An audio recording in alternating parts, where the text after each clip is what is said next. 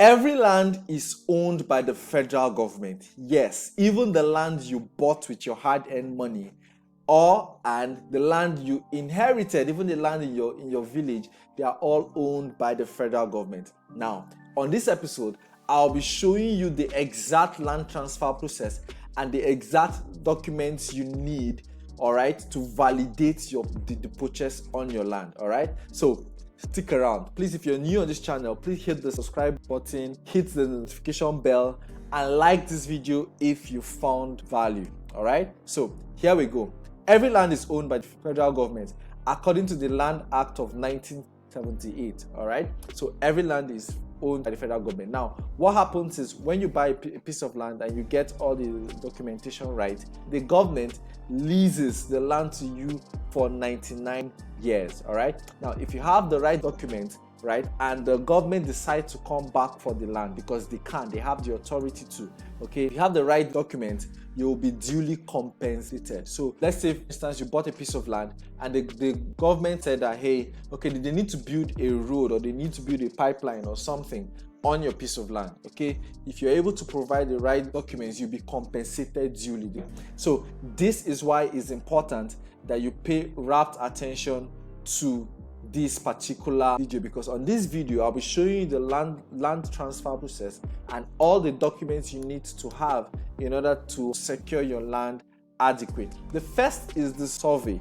When a company or a group of people identify a particular land, okay, and they have seen that this land is free from government acquisition, they go do a survey on the land to map the land properly and register it with the Ministry of Lands. That is the first thing they do. Then they are issued a survey plan with a survey number. Next, Excision. Remember I said that the government owns all the land. Of course, before the Land Act of 1978, individuals owned it. So what they now did was they gave a certain percentage, for instance, 30%, back to the community, and then the remaining 70% they mapped out some parts for government infrastructure like schools, hospitals, parks. Then they now take a certain percentage as well for development. This is where these real estate companies and private individual investors now come and buy. Mapping out that particular land for development is called excision. That land has been excised. Amongst the land they map out for development, some can be for farming. If they map out a particular land for farming, it is not supposed to be used to build a house. That excised land is given an excision number. So that if you're trying to buy a property and you hear something like excision in progress, please run away. That simply means that they're trying to get the government to approve a certain portion of land for development.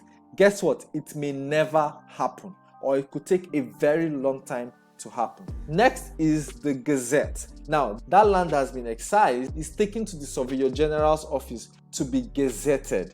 A gazette is simply like a register, okay, a journal, all right? So the Surveyor General registers the land in that gazette. And so you hear some realtor said this property has gazette, okay? So that is simply what it means.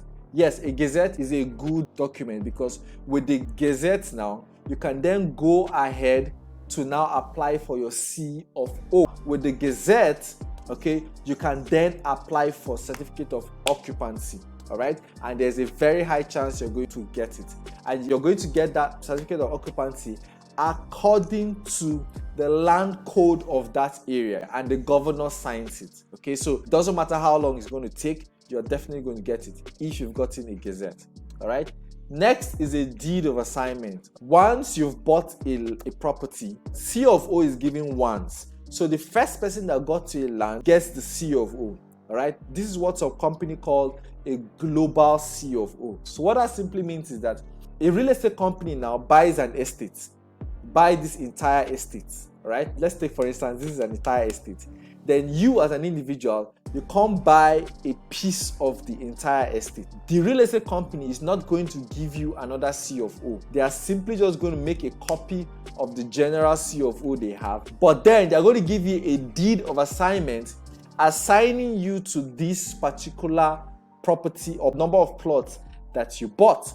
This deed of assignment must be duly signed and stamped by the real estate company. Next is the receipt.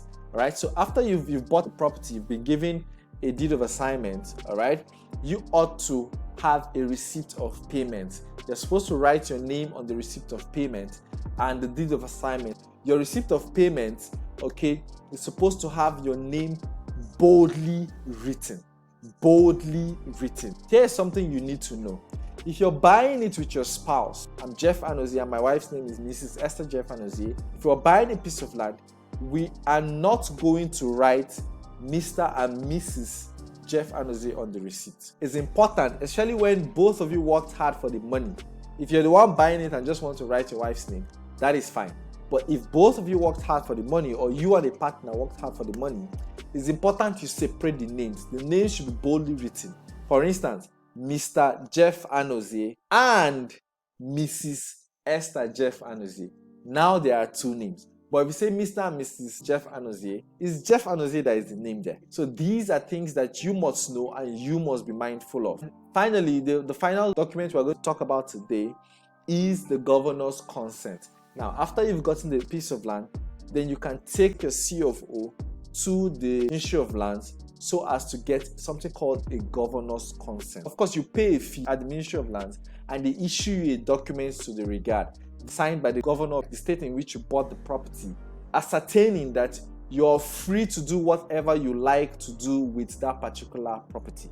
That is simply what the governor's consent is, all right? In summary, first thing to do is a survey. They survey the land and measure the land, okay, and register it to get a survey plan. It's called a survey plan. So with this survey plan now, you go to the Ministry of Lands and get an excision number. So with that excision number, you go to the Surveyor General's office to gazette the land. Now, with the gazette, you can now apply for a certificate of occupancy, CofO. You can then go ahead to apply for the governor's consent. So I hope you found this useful. Please, if you did, hit the subscribe button so as to be notified when next we put out informative videos like this for you. I'm Jeff Anozie, I'm your real estate consultant. My goal is to help you find the best real estate deals in Enugu State, Nigeria at a very convenient price for you. Please hit the subscribe button, like this video if you found value, and please leave me a comment, either adding to what I have said or asking a question, whatever question, or please leave suggestions on videos you would like me to do for you as well. Enjoy an amazing day. I'll see you on the next one.